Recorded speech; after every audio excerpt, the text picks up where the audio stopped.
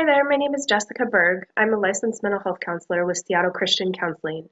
I wanted to do this video today to just talk to you guys about, it's the month of November, the word gratitude. Gratitude is used to practice being thankful for things that we have, not comparing to others, but basically being grateful for your situations in life, the positive sides of them, whatever those may be. I think this is incredibly important this time of year. It is November this month, almost mid-November.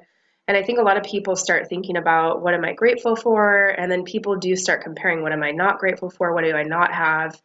The holidays can start to bring this up, this underlying layer of stress and just people really looking around and, the ones that are grateful, being grateful for what they have, and the people that struggle with that, looking around at things they don't have. So I looked at this article. I wanted to share a little bit with you guys in talking about this, why gratitude is so important for helping with anxiety, depression specifically, but also just for your general mental well-being. I know that I have researched and found this to be really useful in my own life in the last few years. We all have those years that are tough, and we all have those years that are amazing. My family experienced a tough year back in 2015. To give you a tiny bit of information on me, and it is very personal, and I've never actually talked about this publicly. I've shared it with people in passing that I'm close to or family, but my husband and I have a 5-year-old daughter, and when she was about 2.5, we got pregnant again, and a few months into my pregnancy, I had a miscarriage. So we lost the baby. That was in 2015. And so for me, I look back on that year and I think, man, that was probably the hardest year of my life.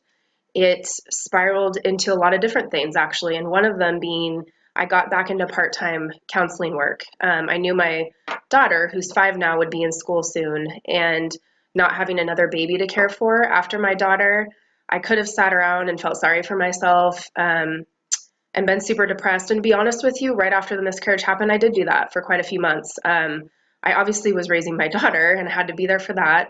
But another side of me just kind of shut off. I was like, this sucks. I don't know what I'm supposed to do with myself. I had all these plans for this second child and they basically got taken away from me and I didn't get a choice in the matter. So instead, it's normal to feel sad and depressed for a while with that, but instead of that letting me stay down for a long time, months later, I got my own help. I went to counseling for that, worked through it, did things I needed to do for myself. And through that process, I again came back to work in counseling part-time. And so what I realized is that me helping others in turn heals me.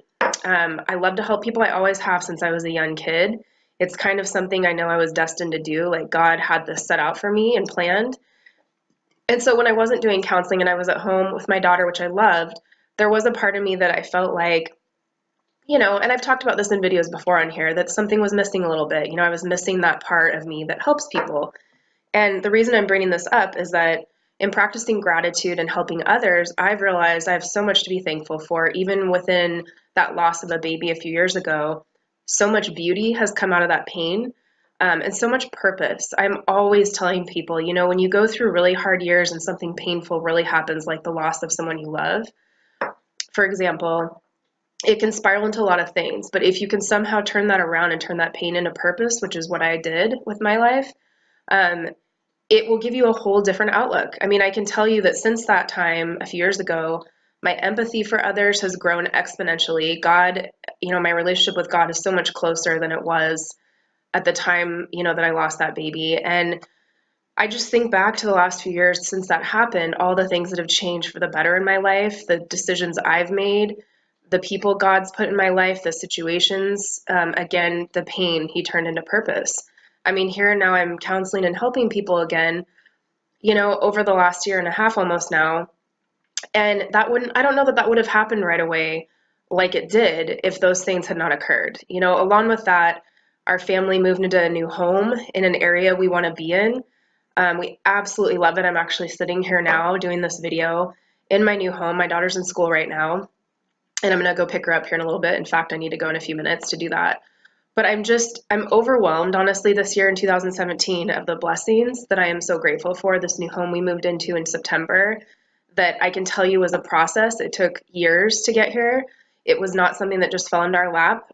We had to build up financially and also emotionally and a bunch of other things to get here. to the area we wanted to be in, the school district, but also just the home, the right neighborhood, the right place. God, we prayed about this, my husband and I, for years, and we finally found it. We're finally here. It sometimes is, oh, it's gonna make me cry. It's like breathtaking to me. I look around at this beautiful home we have and this forest behind us in our yard, and I think, God has so many beautiful things in store for you. You have no idea what's around the corner. When you're in such a dark place sometimes, there's beauty at the end of that.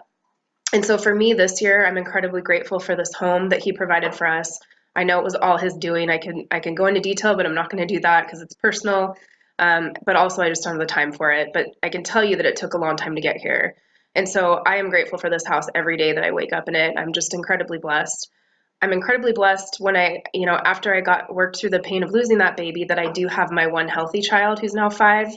She's an amazing girl. Her and I have probably the closest relationship that we could. And we did before that, but I think it cemented it even more after I lost the baby. I just realized how grateful I was that I have one healthy, happy child. And if that's all God's going to give to me, I'm okay with that. I've worked through that too. And we hope to have more children, and hopefully that day will come. But my point is that it's spiraled into all these wonderful things that I wouldn't have in my life if certain things hadn't have happened. So my home, I'm grateful for. My daughter, who I have a wonderful relationship with and who I adore more than anything. My husband, who we've been through some stuff. We've been married almost 10 years now. We've been together 12. Losing a baby really can stress out a relationship. I mean, just to be honest, it really can. There's a loss there that men and women deal with differently, especially the woman being the one that loses the baby in their own body. Men can't quite understand what that's like, and it's not their fault.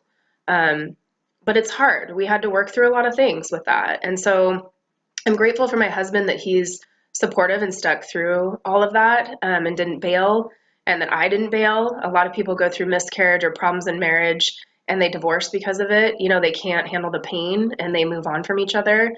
My husband and I have made a pact and a vow when we got married to stick this out. And no matter what life throws us, we're in it together, even when it's really difficult. So I'm grateful for him and our marriage and the love we have for each other. If anything, I think the loss of that baby eventually, as painful as it was the first year that it happened, it's now turned into, a marriage that's even stronger because of it. And again, our relationship with our daughter that we have is immensely impacted by that. I mean, my husband's relationship with her has changed too. It's a lot stronger than it used to be.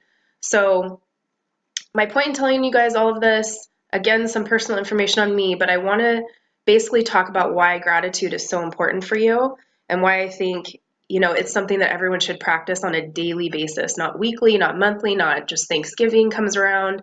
Like, you should be practicing this all the time whenever you think about it, because it does have an effect. And let me read this to you really quickly from this article, and then I need to go.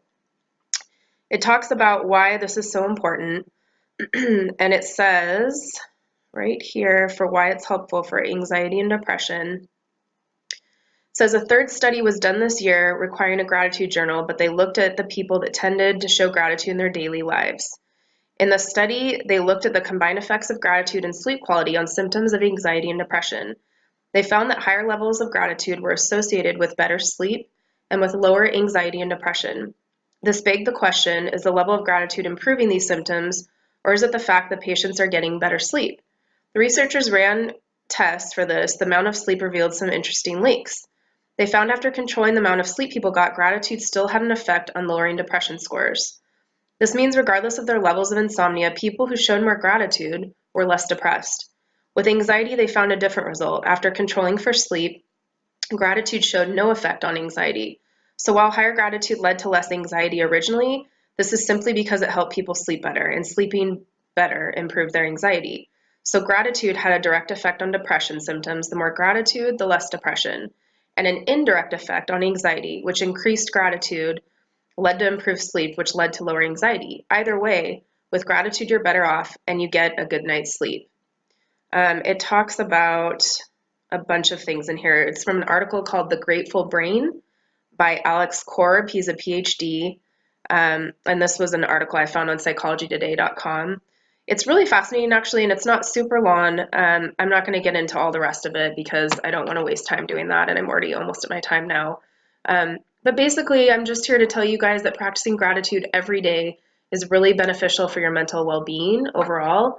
It can increase your just your happiness level and the way you treat others, your relationships, like it talks about in there. It can improve sleep, which then improves anxiety indirectly. It does improve depression. So for people that struggle with this, I'm always telling people that come in to see me for depression, start writing and talking about the things you're grateful for, and start doing things that build up your positivity, that build up your self-esteem, because this will start to help. Because it's almost Thanksgiving, because it's November, I felt this was a really important topic to talk about. There's been a lot of research on gratitude recently, just about the effects on anxiety and depression. If it helps lower it, I do believe it does. The research is backing that.